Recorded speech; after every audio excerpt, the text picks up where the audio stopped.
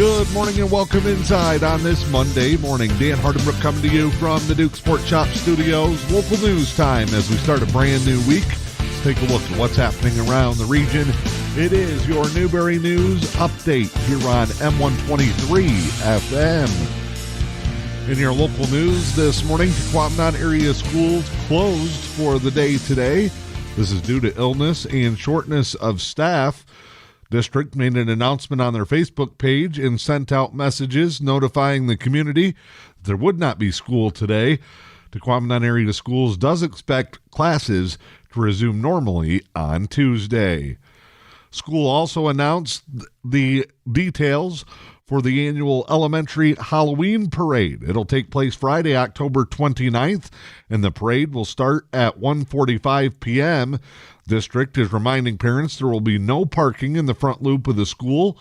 You can park on the main street of M123 Newberry Avenue or in the back of the school where dismissal occurs. Parents and family members will also not be allowed to walk through the school to get out front after the parade. The parade route will depart from the front of the school and head north on M123, turning left on West Truman, cutting through the hospital parking lot on the east side to walk past the Golden Leaves cafeteria. Parade route will then head east on Harry Street and turn right on Robinson before crossing McMillan and ending on the playground. Teachers and students will gather at their grade level cone following the parade. If you'd like to take your child home at that time and not wait until dismissal, you need to sign your child out with their homeroom teacher at the playground. In an effort to keep order and keep all students safe, parents are asked to wait in the designated area for your child's homeroom teacher to dismiss all kids. Due to the increase in COVID cases, they're also limiting access to the inside of the building. Thank families for their patience and understanding. The weather does not cooperate. The district will make alternative plans. Engadine Consolidated Schools back in session today after the district had to close school on Friday due to their own widespread illness and staff shortage issues. District spent the weekend cleaning and sanitizing the building and ready to resume classes today. CTE students who share a program with the Tequamanon area schools will not need to report to school until 4th hour due to classes being canceled in Newberry. For those who do need to arrive by morning bus, you're asked to report to the online classroom. For more details, you can follow along on the Engadine Consolidated Schools Facebook page. Helen Newberry Joy Hospital and Healthcare Center has announced that over $17,000 was raised as part of the recent Dig Pink volleyball event between Newberry and Engadine. The volleyball programs and communities from Engadine Consolidated Schools and Newberry High School team up to raise money every year to help fight cancer, and as part of this year's event, all money stayed locally to be donated to the Infusion Services Department at HNJH. A Mackinac Island man has been arrested on aggravated charges for child sexually abusive material. The Michigan State Police Computer Crimes Unit, as well as the Internet Crimes Against Children Task Force, made an arrest of a full-time Mackinac Island resident, 27-year-old Matthew Bartkowiak. Will face aggravated child sexually abusive material charges. The investigation began with a tip that was received from the NCMEC, which is the National Center for Missing and Exploited Children. A result of the investigation, multiple internet-capable devices and evidence was seized from Bartkowiak's home. He's been charged with 10 counts of child sexually abusive material, aggravated possession, 4 counts of possession of child sexually abusive material. Bartkowiak was arraigned in Mackinac County District Court on Friday. Mackinac Island Police and Michigan State Police representatives confirmed that no materials were produced on the island and that there are no known live or hands-on victims on the island. 10-digit dialing has now made its way to the Upper Peninsula. As of yesterday, you now need to dial 906 for the area code when making a call. Anyone dialing local phone numbers now need to include the area code regardless of where you're calling from. The changes are due to the addition of a new 3-digit nationwide number The new dialing procedure impacts 82 area codes across the nation, including in Michigan, where the 906, 810, 616, and 989 area codes are now all impacted. That is your latest local news this morning. It is your Newberry News Update here on M123 FM.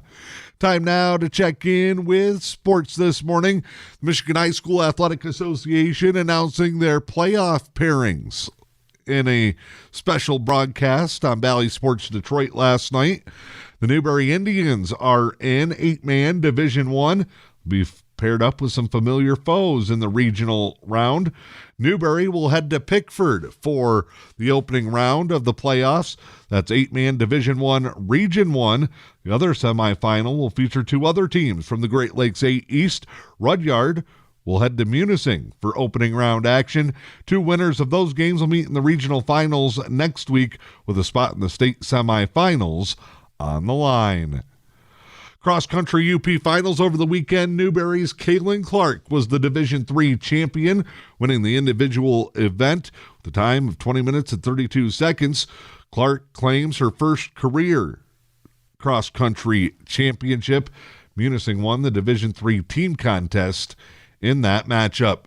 Lady Indian senior Georgia Suriano also had an all-state performance, finishing 5th in the contest. NFL action from yesterday, more heartbreak for the Lions as they saw former quarterback Matthew Stafford bring the LA Rams to a victory. Rams beat the Lions 28-19. LA now 6-1 on the season. Stafford 334 yards, 3 touchdowns, no picks, and a stellar performance against his former team.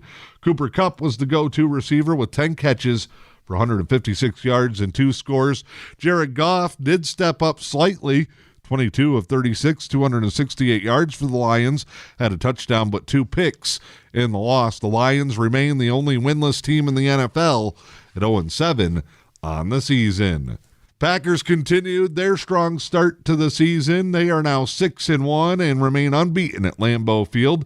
Packers beat Washington 24-10 yesterday. Got an MVP-level performance from Aaron Rodgers.